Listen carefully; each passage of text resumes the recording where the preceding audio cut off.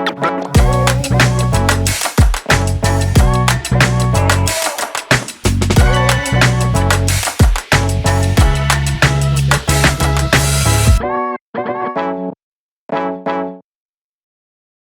I'm Saftar Sarwar. I'm the founder and CIO of Binary Capital. We've been managing money for around 8 years or so now for our clients across the UK. And today is another series of our Binary Capital podcast where we speak to leading thinkers, strategists in the investment industry across the world to try and get more insights and thinking for ourselves, as well as areas then we can implement for our clients in our portfolios that we manage on their behalf. I've got a lot of experience of managing money, but it's always good to learn from others in our industry or not even in our industry.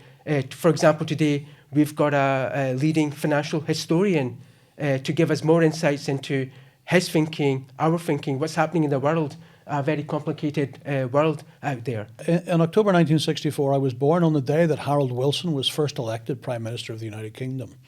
I've got a photograph of Harold celebrating the birth, but maybe he was celebrating something else. So I'm from Northern Ireland. That's an interesting time to be born, I think, because most people were cataclysmically bearish about the outlook for the world because we just had the Cuban Missile Crisis. The baby boom ends. I'm the last of the baby boomers.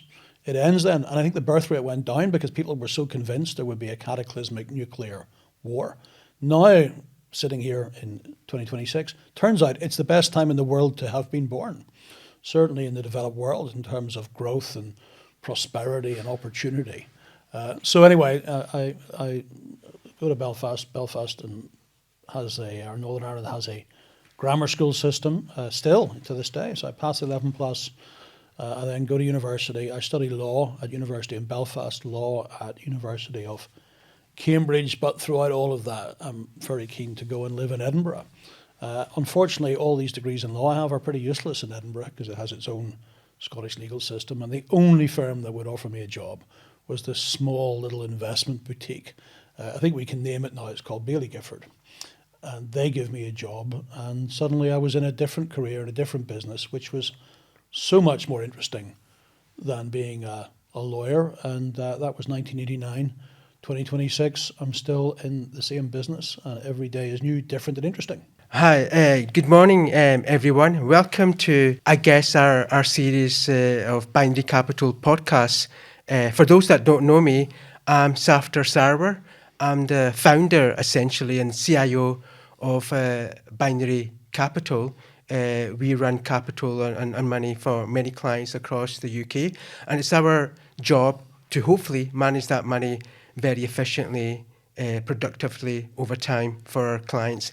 And what we try and do, as well as managing money, is try and engage with our audience in a number of ways, whether that's through writing to them, notes and so on, as well as now we've started our podcast series.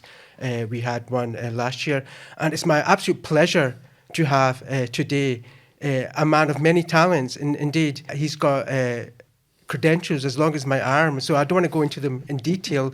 I'm sure Russell Napier, who we've got today, will go and speak for himself, but certainly a historian, a financial strategist, and an author as well of many books. Indeed, one is apparently a cult classic, Autonomy of the Bear, as well as somebody that I actually briefly crossed over in our careers. We were just talking earlier, back in the day as well, as they say.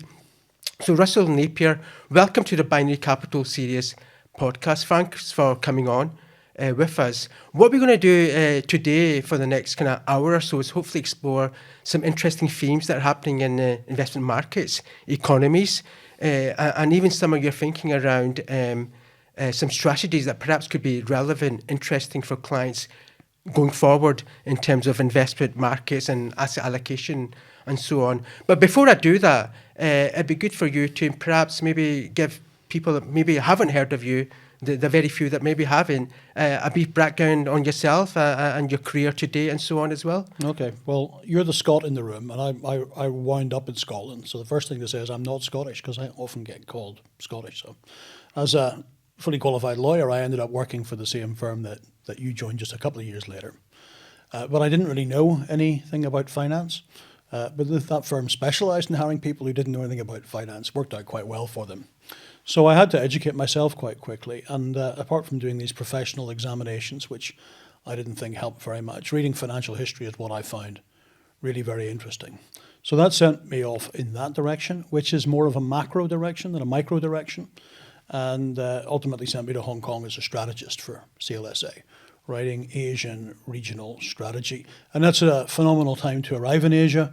1995, it's 2 years ahead of the great Asian financial crisis, which at one stage looked like it could bring down the whole global financial system, and played a role in bringing down Russia, a nuclear power that defaulted, and a hedge fund called LTCM, and it was global. So it was a kind of baptism of fire, because that's only 5 years after I joined the industry. 6 years after I joined the industry. And I stayed working for that firm as a consultant thereafter, having weathered that crisis, but then more looking globally. But once again, focus is on financial history, but specifically within it, money and credit, which was out of fashion, I think still is out of fashion. Briefly in fashion during the financial crisis when everybody cared about credit, but things I care about, I think they're important. And the other emphasis in all of that is if you're interested in those things, financial history, money, credit, you're interested in balance sheets as much as you're interested in P&Ls. And I mean that on a macro basis. You're interested in the structure of things. And I don't think financial history necessarily can help us that much with cycles, but it can help us understand structures and mechanisms. So my long kind of journey started with necessity, self-education. And now it's a profession, writing through the lens of financial history, money and credit, writing for institutional investors primarily. That's my main business. So there is a newsletter for high net worth individuals. So that's as brief as I can be on how I ended up where I've ended up, and why running through it is this belief that a deeper understanding of financial history is going to be very important. I think it's just one final thing on that. What it does is it brings together politics, psychology, philosophy, and I think a lot of more business school orientated people in the industry had all those distilled away and have had a focus on the spreadsheet. And we're living in a world, I think, where people realize that there's a lot more going on than discounted cash flow. So business is good. People are looking for some insights from financial history, and that's where we've got to, this great structural change for which most of us are unprepared, but history has seen before. Sure. No, it's fascinating, Russell, as you say, your journey. As you said, you've covered the Asia crisis, the credit crisis, the dot-com bull market, as well as the burst subsequently. And now you're also very closely as the keeper of the Library of Mistakes. You know, there's one in Edinburgh. I think there's one in London as well, or about to be, and as well some other ones. I want to kind of explore, you know, as investors, we're always optimistic. We try and ignore our mistakes. We try and minimize our mistakes and try and look at the positives. What can we, as investors, learn from mistakes? What was your vision, idea around having that library and mistakes generally in investment markets and investments as a professional over the last 30 years? Yeah, so there's a library in Edinburgh, Pune in India, and Lausanne in Switzerland. And we're hopeful to have one in London this year. Negotiations continue. But we should have one, we will have one in Singapore. There will be, I think, one, well, there's two other places where I think they'll probably happen, but best not to sort of mention those until things are firmer. So there's a great demand for libraries of mistakes. So I guess it's the same question, why and why now? The Library of Mistakes title is a slight misnomer because it's much bigger than just mistakes. It is a business and financial history library. But if I called it a business and financial history library, nobody would turn up.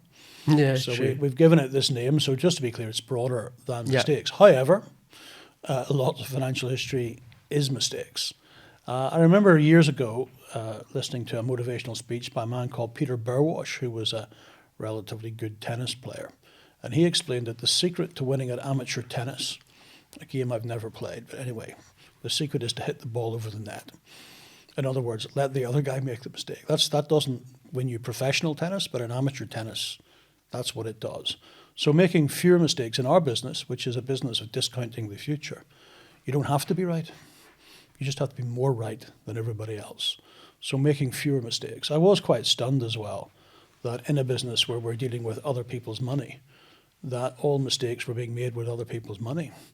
Didn't seem to me a good reason not to sort of study other mistakes and try and reduce those mistakes rather than on-the-job learning in investment management is pretty expensive for your clients. So to the extent that you can learn somewhere else and avoid those mistakes, that's what you should try to do. The whole library and the course that goes with it all comes from one quote from a famous financial commentator called Jim Grant. And Jim once said, in science, progress is cumulative, but in finance, it is merely cyclical. And it begs the question, why? I think you and I know why. It's called greed and fear. There's human emotions playing it. But it didn't seem to me reasonable that there was not a little bit more of cumulative understanding in finance, investment, and economics. And that's what we're doing with the library. So that's kind of sums it up. I think there's another nice quote from an infamous American gentleman called Mike Tyson, who said, everybody has a plan until they get a punch in the mouth. And our library has all these punches in the mouth. As an investor, you have to prepare for the wide range of things that, it's like cricket, you have to prepare for every type of ball that's going to come at you. How do you do that if you don't read financial history? So I could go on, as you can imagine, I can go on and on about mistakes for a long time, but these are the reasons. And do you think, Russell, as we've got this prevalence of financial history now, where that's clearly online, and as you say, with the libraries now as well coming on and have done for many years, and people have access to this kind of raft of information, many mistakes being made historically, less mistakes will be made in the future? So I'm not hopeful about that because of incentive structures. So Charlie Munger, who is the smartest lawyer who ever lived, maybe even the smartest man who ever lived, said, show me incentives and I'll show you outcomes. So you and I can be the most highly educated people on the planet. But if we have the wrong incentives, does it really matter? So the financial industry, and I broaden that from way beyond investment management and broking and banks, has the wrong incentives. And unless you fundamentally change those incentives, and that means making them longer term in nature, less short term, then I think we'll continue to make the mistakes. Mistakes are part and parcel of getting it right. Edison said, I've never made a mistake, I've just found 1,000 ways of not doing it. So I'm not saying we shouldn't make mistakes. But as long as we have the wrong incentive structure, there's not much you can do about it. So the incentive structure will have to change. It probably will change. It'll get better. It'll never be perfect. And, if I had to do two things to fix the system, and one would be educate everybody in financial history, or B, change the incentive structure, it would definitely be B. Yeah. That is way beyond my powers, and it would seem even beyond the powers of elected governments at the minute. So the second will come, but we might as well concentrate on the first while we await the second. Sure. That's interesting, Russell, because as we continue to make mistakes, and I want to now touch on a little bit about kind of asset management, where you started your career in the kind of active portfolio management space. Over that journey, over the last kind of 30 years, we've seen a raft of changes in the industry. We've seen more consolidation. We saw that even more recently with Nuveen buying the dynastic Schroders business. We've seen that rise of passive investing. When I started, indexation was such a minority product range. You might have seen one or two products in the FT columns at best, but now the indexations are eating the actives, dinner and lunches consistently. How do you feel about that? Do you feel because of mistakes, or because of the fact that active portfolio management is just so hard to beat an index if you benchmark against the index? So therefore, that rise of passive investing, keeping costs low, because it's something that we come across a lot at Binary Capital in discussions with clients, will prevail, will grow further. Do you have views on that, any thinking around that as well, Russell, as part of mistakes and generally the trend in investing? Absolutely. We're just celebrating this week the 250 years of the publication of The Wealth of Nations by Adam Smith. And I often wonder if he was sitting here on this couch with us and we explained as to how capital is currently allocated. I think the first question he'd say, what do you call this system? And someone would say, we call it capitalism, and he'd burst into hysterical laughter. The idea that capital should be allocated to those corporations with the largest market capitalization is, if you think about it from first principles, nuts. It means that society isn't doing a good job at allocating the scarce resource, which is savings. So I understand why every individual benefits from it. I think we've all read about Vanguard and what it brought to the world, and it was a good thing it brought to the individual. But it's not clear to me that it brings the optimum asset allocation for society. And now, of course, we are in a different world, a world where it seems unlikely that we'll trust China as much as we have in the past. We'll want to build new capacity to make us more independent of China. Countries like Canada want to be more independent of America. In this world, capital allocation is going to have to be more active than, hey, let's buy the shares of the largest market capitalization companies. So there should be a move away from where we are. Now, it could be the long arm of the state that gets involved in this. I call that capital nationalism. I thought I invented the term capital nationalism. Turns out it was Lenin who invented that phrase, so I inadvertently stole it from Lenin. But now back to sort of the more mundane issues. So I think we're at a point in history where we can't live with this system anymore. It's allocating capital to the wrong places at the wrong time in a time of national emergency. But I guess I'd say this every year for the last 4. It's a great time to be an active manager.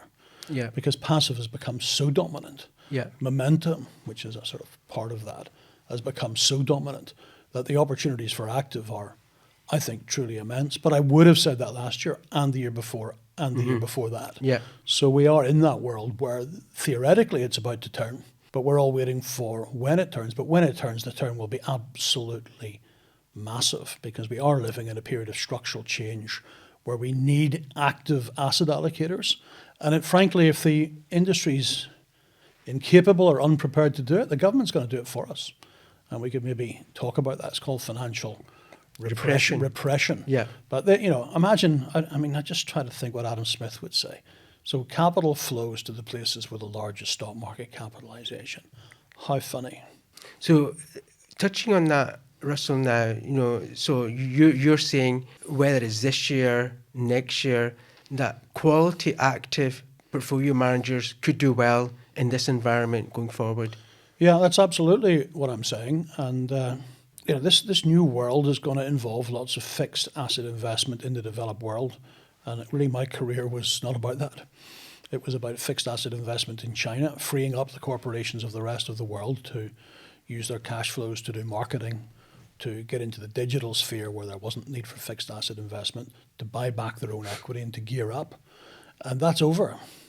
The problem is that the beneficiaries of that system are the large stock market capitalization companies. I know there's a great belief that actually the stock market's desperately forward-looking and is only capturing forward growth. But in that passive world, that's actually not true anymore. So there has to be a turnaround in this. And when I look at valuations across markets, and I'm really looking into the portfolios of value managers in particular, you do see things that look incredibly cheap in a world where the S&P 500 is on a Shiller PE, a cyclically adjusted PE, of second highest ever recorded. You can still go out every day and find really cheap companies, and I'm very happy to own those. Sure. Despite being generally pessimistic about the world, I'm very happy to own those, and not only S&P 500. Interesting. So in that sense then, Russell, going on to some of your latest kind of thinking, or you talk about a lot recently, is about financial repression. We've seen evidence of some of that. Even the current Labour government telling local authority pension schemes to direct their capital into the UK stock market or UK infrastructure. I'm not seeing others doing that in the US, perhaps less, so maybe you do. What's your thinking again around that repression? And if so, if that will happen where there's more government interference, is that A, a good thing, B, what asset classes will benefit from that for long-term investors? So I see it happening across the developed world. I see it happening in Canada, where the government is desperately trying to get the Canadian pension funds to reinvest more money in Canada. They're very international, the Canadian pension funds. I see it in Germany with the launch of the Made for Germany program, which was, I think, June last year, which was specifically aimed at preventing the outflow of German savings to fund other investments, to specifically keeping it in there. In the United Kingdom, you referred to the Mansion House Accord. Yeah. Now, the CEO of Lloyds Bank called the Mansion House Accord a capital control. I think that's a pretty accurate description. Yeah. You know, if a government mandates that you own British assets, you're going to be selling foreign assets to buy them. I don't think anybody who's stumping up the money for these investments that the British government wants is going to sell gilts. I don't think they're going to come around to the government and say, well, just give us a couple of minutes, we're going to sell 2 billion of gilts. They're going to be selling foreign currency assets, repatriating capital to the United Kingdom to make these investments. The Koreans just passed an interesting piece of legislation that if I am a Korean citizen, I sell a US asset and repatriate the capital to Korea, I pay zero capital gains tax. Really? Across the world, whether it's, you know, we call Korea an emerging market, it's not really an emerging market, but across the world we see this. And the big one's going to be Japan, because they have so much in foreign portfolio assets. So the consequences of this is to unravel what our careers have been. The firm we worked for, and you can correct me if I'm wrong, but they ran British pension schemes. I think 60% was in sterling assets. Indeed. That's my recollection from Yeah. 1989. Yeah. And now it's going to be 2025. You know, a lot of it's in gilts, but the equity bit's even lower than that. And similarly, if you look at Germany or Japan or anywhere else, you've seen them. And the beneficiary of that is pretty obvious. It's America. You know, not everybody can lose home bias. You know, somebody has to retain it. Americans have become much more parochial. I've been speaking to American investment managers for 30 years. They're much more focused on America. We're much more focused on America. So the very long, I mean, there are 1,000 things that happen in a financial repression, but probably the most profound and fundamental one is we de-internationalize capital flows, and you look at net positions and you see that the 3 biggest asset classes that would be sold in that world are US debt, US equities, and French government debt, which is one that people don't focus enough on. So that's, you know, in its biggest, grandest form, that is what we're looking at. And the world talks all the time about changes in trade, Yeah. changes in geopolitics, but for some reason is reluctant to talk about what that means for the direction of capital flows. And you reckon, Russell, this is a phenomena that will cover all political ideologies Yeah. as well? So it's not just now in terms of the right and the left kind of it's a polarisation that we're it's a great seeing. point. So we'd had to do this after World War II for the same reasons, that debt to GDP was very high, and at Yeah. that stage Britain had 2 political parties. Now it's got 150, but anyway, in those days there were 2 political parties. And this policy that they followed was similar regardless of which one. In fact, it was called Butskillism. So there was one Chancellor of the Exchequer called Butler, one called Gateskill, and it didn't matter who came in, you got something pretty similar. Because politicians are driven by constraints, and the constraint is debt. And that debt has to be inflated away. We've now got even bigger constraints. We were in a geopolitical rivalry with China.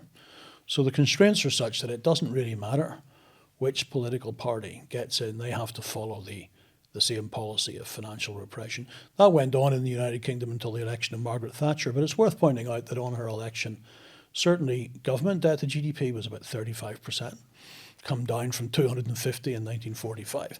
So to some extent, she inherited a balance sheet that had been fixed. It had been fixed by destroying the purchasing power of government debt for the poor people who owned it. So, you know, this comes to an end, but to me, it can't come to an end until debt to GDP levels are much lower.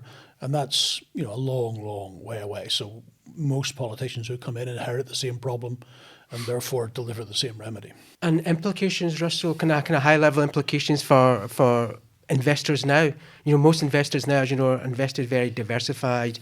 You rightly point out they've got large allocations to the US, often as much as 50% in the US now. The global index is circa 60-odd% now. What's the implications potentially for investors in that regime that you just talked about? That scenario. We're going back to benchmarking here, and it's benchmarking which kind of forces people to have these huge weightings to America. Yeah. But we've got a situation where foreigners own $67 trillion worth of American assets, both listed and unlisted, which is more than 200% of GDP.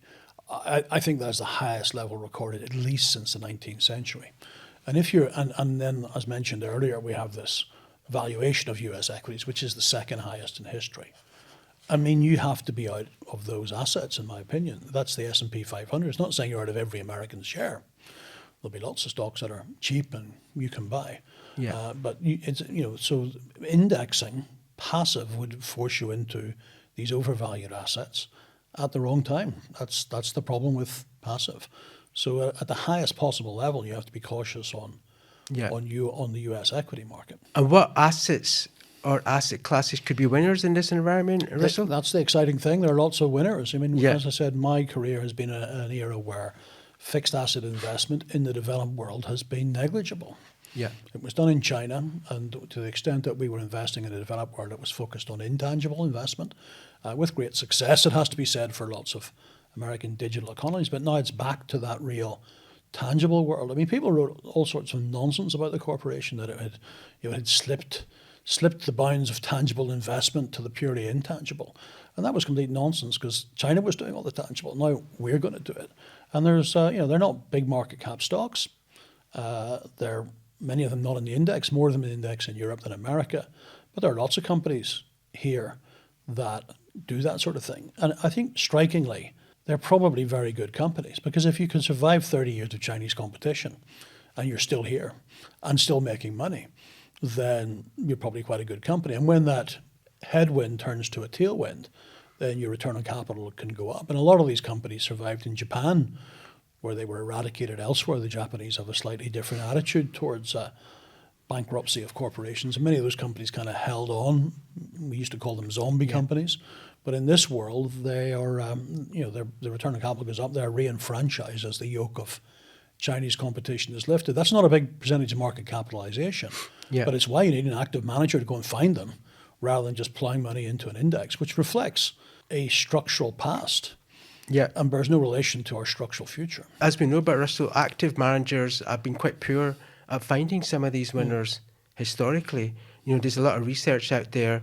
I think it was Hernick Bessebinder in the US, and as you know, some investment houses follow that, where only a select group of equities in the global equity space generally add value to any portfolio over the long run. You might as well have bought fixed income investments to manage that, as opposed to the equities. So how does, in your view, Russell, speaking to asset managers, working closely with many of them as well, how do the active guys out there get access to or generally find these winners? Is there not a lot of randomness out there as well, a lot of random behaviours? And the winners today, as you just said, the winners today will not be the winners in the next decade, and so on as well. There's another adage of the great Munger Buffett guys that is completely out of fashion now. Price is what you pay, value is what you get. So in selecting income, it's not just about future growth, it's about the price you pay for the future growth. And the people who stuck to that have had a torrid time. Yeah. A really torrid time. Yeah. And the move to passive has played a role in that, because it's allocated capital to this based on market capitalization. That tends to push highly valued stocks to an even higher valuation. So we might be, I take the point on the academic work, that active has had a difficult time, but we should be at that point in history where brave active, may have an opportunity that hasn't existed. There was a time, it probably ended 15 years ago, where academics would tell you categorically that small cap outperforms big cap and value outperforms growth. Yeah. And these were seen as two of the truest things that ever existed. Yeah. Until they weren't. Yeah. Well, now, but I think potentially we're back there, that small caps outperform big caps and value outperforms growth. Once again, I would have said that last year and the year before. Yeah. But someone who's making long-term capital allocations can look at that work and say, small cap should beat big cap and value should beat growth. And that hasn't been true for many years now. But that increases the prospect that it is going to be true. Yeah, it's interesting you say that, Russell, because some investment houses that follow that kind of factor-based approach, what we've seen is, as you said, there's small cap factor, there's that kind of value factor, clearly from academic, pharma, French, and all the rest of it. More recently, what they've built into some of their factors is profitability factors, which try and capture some of these large cap or mega cap names. So they're trying to even pivot themselves into those kind of larger Mag 7 type frameworks, which could be, from what you're saying, potentially a mistake. Yeah, that's exactly what happens. If something doesn't work for a long time, the dynamics of the business are you have to change or you're out of business. Yeah. That's when we come back to this point about agents and principals. Now, all fund managers are agents, but some of them behave a bit more like principals than others. And it's not easy to be a principal in that environment, because your AUM is walking out the door, assets under management. There is a fantastic book just out. Jeremy Grantham has written, let's call them his memoirs. Edward Chancellor. Yeah. Edward Chancellor. I spoke to him 2 weeks ago. Yeah, and Jeremy have put it together. And it makes it very clear that if you behave like a principal, you can be deeply punished. And Jeremy was a factor investor and paid a high price for that. And so it comes down to, John Bogle wrote a book once called Character Counts. So, I mean, if I'm looking for a fund manager, I'm looking for someone who's smart. But actually, character is more important. In my opinion, character is more important. Yeah. And you can go through long periods where you underperform. But it's important to stick at it. So be resilient, basically. Yeah, I mean, be consistent, be resilient. Absolutely, and for years and years that can give you underperformance. Yeah. I mean, I've seen some statistics that all the greatest fund managers in the world have spent at least 3 of their 20 years outperformance in the bottom quartile. Yeah. If not more. It's very hard to live in that environment, but as you know, we are judged daily by, forget when we were in the past, maybe it was quarterly performance reviews. Now it's often weekly. Okay. You get weekly data from Bloomberg. It's on social media. You know, clients get to see it as well. You know, information Anybody is so who's instantaneous. listening or watching to this who has a fund manager chasing weekly performance should change their fund manager. Sure. Yeah. So I mean, it's just a general point. It prevailed throughout history, but it's particularly important today. Yeah. That if you're picking a fund manager, find one who behaves like a principal more than an agent. And principals clearly have longer term time horizons. You can do this in the portfolio. I mean, there are fund managers, I think we probably know who they are, who concentrate on buying equity in family-run companies on the basis that families are better long-term stewards of capital. And it's been deeply unfashionable, deeply unfashionable. But, you know, fashion changes. I want to touch on, Russell, you know, some of the things you talked about earlier about, you know, looking at value stocks and small caps and so on. Also, there's also an argument around the current trends in AI. You know, AI, clearly there's a lot of infrastructure going to AI globally, specifically in China, Asia and the US. Rubini, who I listened to late last year in London, said that, again, Dr. Doom, historically Dr. Doom said, very interestingly, that they reckon that US GDP growth going forward will move from this kind of 2 to 3% kind of framework to closer to 3 to 4% framework. So there's going to be a kind of AI productivity boom, which will then also translate into stock market opportunities as well. So therefore, one shouldn't be away from the US, and there's elements of genuine growth here that will supersede what any pessimism that we're seeing. And BlackRock have kind of made the same point. I think they said innovation gains further innovation as well. I think the BlackRock Institute said something similar as well. What do you feel about that kind of argument? Several comments on that. I mean, the first one is there is no link between GDP growth and return from the stock market. I run a course in finance. We have this great Dimson, Marsh and Staunton database. What is it now, 125 years. You can plot those returns against GDP growth. There's no relationship. There's no correlation? No. Okay. One of them is, back to that quote, price is what you pay, value is what you get, starts on your opening valuation. But there are other factors at work as well in terms of corporate profitability doesn't even necessarily have to match what's going on in GDP growth. So that would be the first thing. The second thing is when you get very old, like you and I are now, you've seen a few technological breakthroughs. Sure. So I remember when I started, and that was in the late 1980s, a lot of the stuff written about the US is, why aren't we having a productivity revolution? Because we've been putting PCs on people's desks for 10 years, and there's no sign of productivity picking up. And people wrote and wrote and wrote about it. And then sometime around the mid-90s, productivity growth started to pick up. Greenspan called it the new economy. President Clinton called it the new economy, and there was some evidence for it. Similarly with the internet, when it came along, clearly changed the world, but it took a while for that to be visible in productivity. The point is, I don't think you can forecast the productivity growth. I don't think you certainly can't forecast the timing of it. Yeah. And to rely on that as your get out of jail free card, which is really what you're doing now, saying we can elevate real GDP growth to such a level that we can grow out of these debt burdens, is possible. I don't rule it out. But is it going to happen in the time frame that suits governments? And when they are building a huge amount of capacity to deal with China and to deal with national defense, so I wouldn't want to bet on it because I've seen people bet on it before. Yeah. And sometimes it turns up 6 years too late. And 6 years is a long time Yeah. in this business. So I don't want to bet on it. And I don't think governments will bet on it either. I think we're in such dire condition that governments will act soon and they won't sit back. Look, what do you do if you're a government? You sit back and say, oh, let's not worry about anything because private sector innovation and investment will elevate real GDP growth to such a high level that everything's going to be okay. That tends not to be the way politicians work. They tend to want to do something. And there's lots of evidence that they are doing something. So it's a combination of all those things that makes me wary of betting everything on a productivity revolution at a time when equity valuations, particularly in America, Because I think exceedingly high. his summary was technology trumps tariffs. Was I the disagree. key takeaway he gave us? So I fundamentally disagree with that. Yeah. Not that particular assertion, but money trumps technology is what I would say. Right. Okay. So you might say that technology always brings down prices, but let's go back to 1900, 126 years ago. I mean, the technological breakthroughs since then are truly immense. The general price level, inflation, for instance, it's just, I don't know what it is. It's going to be 20 times higher. So the technology that came, all of which in itself pushed down prices, increased productivity, didn't in aggregate produce lower consumer price index because we printed so much money along the way. So he may be right that technology trumps tariffs, but it won't trump money.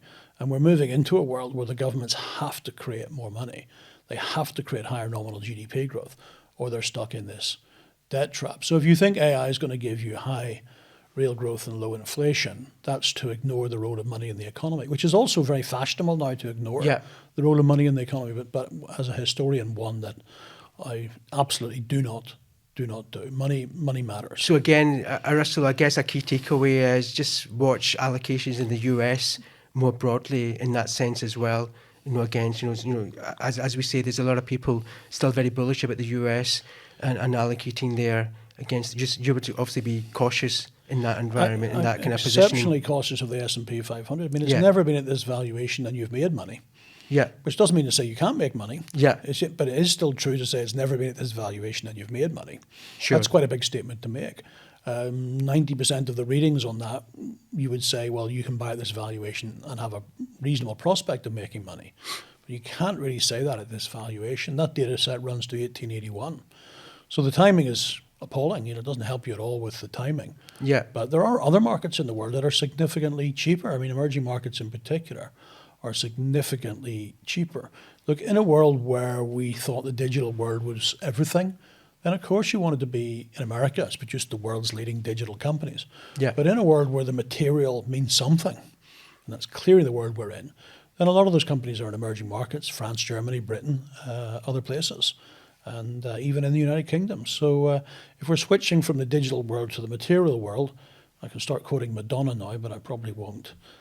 What about Russell, in terms of, take the point about emerging markets, alternatives, increasingly over the last kind of 10, 20 years, we are getting companies staying private for longer, accessing capital through the debt markets, through other private capital means as well. Many of these technology companies, for example, still not gone public. Investors want to kind of get access to them, want to allocate to them. As well, you think that there's merit in those kind of assets as well? There is so much value on the market that you don't have to go after that. I mean, if I said to you buy shipbuilding, everybody would just laugh. Buy shipbuilding? Shipbuilding. Okay. Everybody would just laugh. I don't want any new technology companies. I want shipbuilding.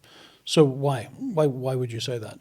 Well, this is all about the capital cycle. I don't know if you discussed that with Edward Chancellor. He's written 2 wonderful books on the capital cycle with Marathon Asset Management. What you and I are ultimately doing as investors is looking at the capital cycle. Where is capital being provided to get the best returns? And in terms of all those tech stocks, everybody's looking at those. The whole world is looking at those. AI at the minute, everybody's trying to guess it. What are the chances that we get it right compared to everybody else? Let's go and look at some capital cycles that nobody cares about and no one's looking at. So I think over the next 10 years, what will happen is that the tech people will say, it's just a change in fashion again. It's very difficult to forecast the return on tech investment, exceptionally difficult. People say, well, actually, it's very easy to forecast on shipbuilding. And they're trading at 70, 25% discount to book. So that begins to come back again. Asia shipbuilders. Well, yeah, most of them are in Asia these days, aren't Yeah, they? So, as we know, yeah. they're not in Glasgow or Belfast anymore. Anymore, So, well, sadly. there's one, but anyway, there's a couple. But so, yeah, so our business is to look at capital cycles. And the tech capital cycle, one day people will say, it's so difficult to forecast who's going to make a good return on this massive capital investment now. Yeah. Huge capital investment. But they're easier ways to make money. Yeah, judging the because one capital thing we cycle. do at Bindy Capital, so I want to get your view on this as well. At a broad level, not in detail, is we do a lot of allocation towards clearly fixed income, equities, but diversified, but liquid alternatives, to try and capture some of this kind of private capital allocations. Some, I guess, we kind of call it kind of free pillar approach. It's come from the kind of Swensen framework, David Swensen, and the endowment model that the US endowments and charities have done, and even here in Europe and the UK as well, very successfully. You think that has still got merits in it? Clearly, it's about the allocation and the positioning and the underlying investments. Sure. I'm more worried about the fixed interest portion than Fixed income than side. the fixed income side than any side. I'm very optimistic about being able to pick the right stocks, whether they're listed or in the private side. As I said, there are so many obvious huge investment booms coming that one can align with those either listed or unlisted. Fixed interest I have more problems with because if we live in a developed world that's going to inflate away its debts, it's really difficult to see. You can be the genius fixed interest investor, but it's really difficult to see how over the long haul you make a lot of money out of fixed interest in that scenario. So historically, this has been the diversification, this kind of negative correlation. Indeed. But that's being questioned. I think rightly questioned as well. Yeah. So my only comment would be to be more cautious on fixed interest. That can be a currency play. I mean, for instance, I'm very bullish on the yen, so I wouldn't mind owning lots of... Yeah, I mean, a lot of our clients and clearly investors more generally got quite spooked clearly in 2022 when inflation took off. Central banks made mistakes, we were behind the curve. Then we've seen elements of that more recently as well, clearly with the oil price. See, I think that'll be the new norm. So the oil price is up. Broad money growth is very low, as I'm one of those old-fashioned people who thinks it's important. Therefore, growth will give. That's good for fixed interest. But we can't live with that world. I mean, given the levels of debt in society, if you have a contraction in GDP now and the automatic stabilizers involved in government spending, debt to GDP will go even higher, and there'll be a reaction to that. And the reaction has to be saying to central bankers or whatever, making sure we have higher nominal GDP growth. So it's really fascinating. If you look at the fixed interest markets, you look at the TIPS market or the linkers market across the world, inflation expectations are still really anchored. After, we had a huge surge in inflation, we had two big surges in oil prices now over the last 4 years. And yet people still have faith in central bankers to deliver inflation, maybe not at 2, but between 2 and 3. And I would say I'm deeply skeptical. You're skeptical of that? That can be delivered over the long term because the debt is so high. It has to be inflated away. We can't live with inflation that low anymore. It's a socio-political problem, inflation. But you're going to have to ensure that the inflation is reflected in wages as well to make sure it's not a big socio-political problem. So I'm skeptical on fixed interest. But, I mean, isn't it wonderful if there were lots of private equity that was focused on solving the problems that the governments believe they need to solve? And, you can align with that. But clearly private equity have often, as you say, Russell, their own incentives as well, Yeah, so hopefully there's private equity out there that sees the new opportunities as opposed to the old opportunities. Yeah. And is helping solve these problems. I think one of the best places to look is Made for Germany, the Made for German program. And just look, or the report that Draghi produced on European investment, and look at where that money needs to be invested. And then look at that as a percentage of market cap. And they're not aligned at all.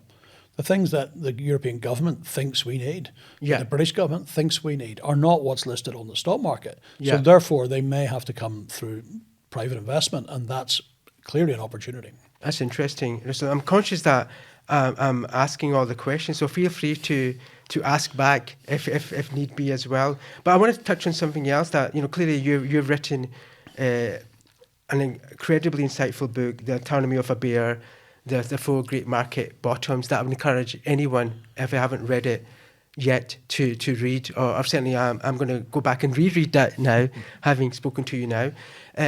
Having looked at bear markets, data, the cycles of them, where are we now? Are we going to be going through into a bear market? What's your kind of best judgment there, Well, Russell, the going nature forward? of the question is, what is the nature of the bear market? Yeah, Because we're at near record high valuations. And people think, and it's really interesting, because if you can stop a member of the public and ask them, what does a bear market in equities look like? Well, they've all got a very clear opinion, even if they weren't even alive in 2009 when this was all happening. And that is, banks go bust, properties get seized, there's run on the banks, the stock market falls 50%. That is one form of bear market. And it's the one that lives in the memory because it's like a car crash, and anyone who's been in a car crash never forgets it. But actually, there are two great bear markets in America that weren't like that at all. One of them runs from 1901 to 1921. One of them runs from sort of 66, 68 to 1982. And those were bear markets where corporate profits went up, in nominal terms in particular. Corporate profits went up, but the stock market came down. One reason is it started at an excessively high valuation. And secondly, there was a lot of shifting from equities into other assets. On that occasion, it may have been commodities and gold. So I think for America in particular, you can say there's a bear market coming. But I'm in the camp that actually it's more like the second one. That from 66 to 82, you get a volatile Dow Jones index effectively going sideways, but in a very volatile fashion. yeah, Throughout that long period, corporate profits are up. And you begin the period with a Shiller P of 26 and you come back and it's 9. And it may be that sort of bear market. And remember, things really went wrong in that period for America. You left the Bretton Woods Agreement, inflation surged, the president wasn't quite impeached, but he could have been impeached. They lost a war in Asia. New York City went bankrupt. There was a Franklin National Savings Bank went bankrupt. really. Okay. And but despite all of that, what you had is a market volatile going sideways and no returns over the 16-year period. I think that's potentially what we have. And of course, we had a central banker in that producing or permitting to be created too much money and too much inflation. And I think I would sort of say that's, in stock market terms, may not be geopolitical terms, but in stock market terms, we're more likely to, we have to look at periods of high valuation. I hope it's 1966 to 82. Because 1901 to 1921 included a world war. So we got to hope it's the second one and not the first one. Yeah, got it. Interesting, Russell. Very interesting. And you're still bullish on gold? Yep. Gold, I run this course in finance, and we recently ran it just before Christmas. And we have gold data now, annual gold prices, thanks to the House of Commons. I think it's to 1264, which is even older than you and I, so that's a long time ago. So you can work, and also historians have done a great job in working out annual inflation. So you can get the real gold returns from the 13th century. And I can tell you this, if you take a 100-year rolling average of the real gold returns, it's zero. Gold defends you from inflation. And if you take a 300-year, you get zero. And if you take a 600-year, not so many data points, you get zero. The last 30 years has been plus 6%. So anybody who looks at the history of returns is going, well, wait a minute here, gold has produced the sort of scale of real returns that it doesn't usually produce. Therefore, you have to be cautious. So if you ask me today, would I buy value stocks or gold? I'd actually buy value stocks. You buy value stocks? I'd actually buy value Global stocks. value stocks? Yeah, sure. Because also, remember, they have a dividend yield, they produce an income, they're making productive investment. It's better for society to invest in a corporation than gold anyway. Yeah. But I still like gold, and I still think gold will defend your wealth, the real purchasing power of your wealth. Yeah. That could be producing a few more years of positive real returns. But the value stocks and gold both seem attractive to me. But if I only and had what to pick scenario, Russell? What kind of scenario out there that could make what you just said, your kind of thesis, wrong? Well, there's two things I would say. One, we do get a productivity revolution, that the whole developed world suddenly is capable of growing at 4% real. Therefore, we escape our debt traps, and we escape them in a good way with higher growth, higher corporate earnings. So that would make me wrong if we do get that. And secondly is a way for China and America to live together. Because since 2012, which is not just about Xi Jinping, it's about the pivot to Asia, since 2012, they're growing further and further apart. and there is a growing risk of some form of conflict. Arguably, there are already conflicts with Chinese proxies. So if I'm wrong on those two things, the world would be a much, much better place, and and equities will do well. But at this level of the S&P 500, it's difficult to see how even that gives you good returns. It wouldn't give you so bad returns. Yeah. But it's difficult to see how it gives you very good returns. But in other markets, returns would be very good because you're starting with much lower. Because as you said, Russell, you could have made the same argument last year and the year before as well. Yeah. It depends on when will it kind of come good. I've been doing this for 30 years, and the number one question I always get asked is when. Sure. But that's the difference. But agents get paid for when. So I've tried to stay more at the principal end of the spectrum. Yeah. And that means you're often, charitably we might call it early, but often wrong. Sure. But we're living in a period of structural change. I think you're going to be more rewarded for acting like a principal and an agent in a period of structural change. During cycles, I think it's different. And do you think this kind of structural change will also have implications for, notwithstanding gold, and repression around that, other commodities as well? So in terms of commodities, it depends on where you think we are in the relationship with America and China. But it seems that Trump is determined to constrain the supply of commodities to China. Yeah. Hence the intervention in Greenland, Venezuela, and Panama, where the Supreme Court has just ruled out Chinese ownership of the ports of both ends of the Panama Canal. Peru, where there's been a change in government. Argentina, where Milei has promised to throw the Chinese out. He's now in Iran, and I think one of the jobs he's trying to do in Iran is to redirect the flow of Iranian oil away from China. It will not surprise me that very soon he'll be explaining to the Australians that they need to stop providing less commodities into China. So in that world where you weaponize commodities, America's weaponized a lot of things, including weapons. Indeed. And the financial system. It's in the business of weaponizing commodities. People, I think, don't realize that. Hope it's untrue, but I see evidence of it everywhere that they're weaponizing commodities. In that scenario, you get, as we already have in the oil market, two markets. The Chinese buy a lot of oil that the rest of the world isn't allowed to buy. Iranian oil, Russian oil. Mm-hmm. This may be true. So I think it's quite difficult, but it may mean that prices have to come down before they go up. Interesting. So prices because we redirect this into the so-called and do you free think market. There may be elements of, obviously, central banks, the Fed, and so on, possess a lot of gold from other countries in their vaults. There may well be physical possession of that gold as well. That's the, in terms of finance, that's the nuclear option. Nuclear option. And I don't think you can rule it out, but the Secretary of the Treasury in America is relatively smart. If you destroy people's faith in American property rights, it's over for America. Yeah. America has, the foreigners got $67 trillion worth of assets in America. If you let's say you say to Denmark, you don't give us Greenland, we're going to seize your American assets. Well, you're cutting off your nose to spite your face. Yeah. Maybe President Trump can say stupid things like that, but I think there are calmer voices in America who say, we go that route, we have got big problems. There's a wonderful quote from Stanley Druckenmiller, and this was in Trump's first presidency.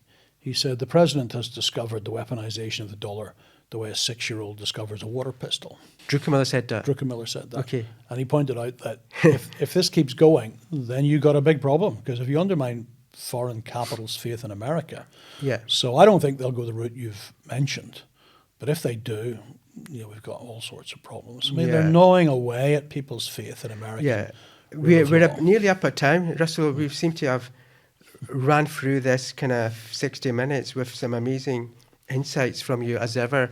I wanted to end by just asking you maybe one key takeaway for us at Bindy Capital as investors, professional investors, as well as for our kind of wider client audience and so on, about investing going forward, say for the next decade. One key takeaway from you, please. Well, it's something that pervades this whole discussion, which is investing with people who behave as principals rather than agents, and that's operating corporations.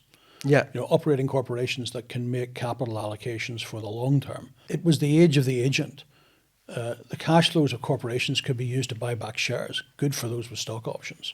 It could be used to borrow more money to buy back shares, good for those with stock options.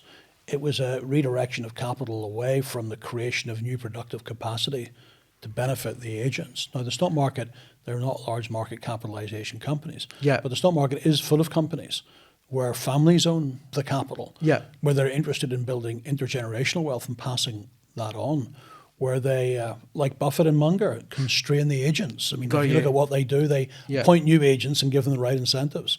So I think that age of the agent is coming to an end. And when you're building a portfolio, you need to look not just at the sectors that it's in, but that the ownership structure, Yeah. the incentives for management, and the age of the principal is back. Okay, interesting insights, Russell. So less of the age of the agent and more of the age of the principals. So interesting snapshot to kind of end on.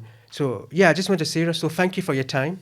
Thank you for being with us and spending time with us at Binary Capital. It's a pleasure to have you as ever. What I would do is we'll take this away and certainly improve our thinking as we would always want to do anyway. And I would encourage anyone to continue to follow you, listen to you, read up your, I know you do a newsletter, the Solid Ground newsletter as well, regularly.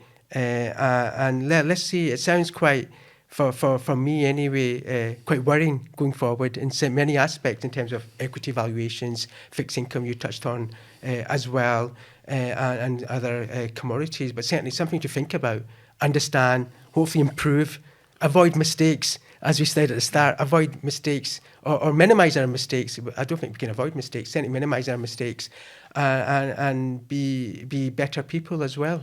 Well, thank you. It's been fun. And can I just say that I hope my forecasts are wrong.